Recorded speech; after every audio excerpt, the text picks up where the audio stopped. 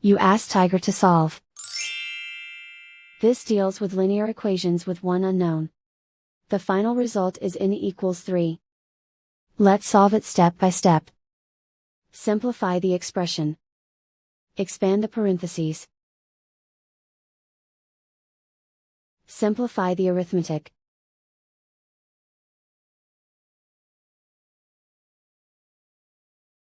Group all constants on the right side of the equation. Subtract 12 from both sides. Simplify the arithmetic.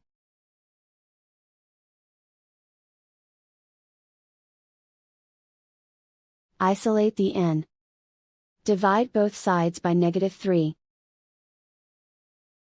Cancel out the negatives. Simplify the fraction. Cancel out the negatives. Find the greatest common factor of the numerator and denominator. Factor out and cancel the greatest common factor. And so the final result is n equals 3.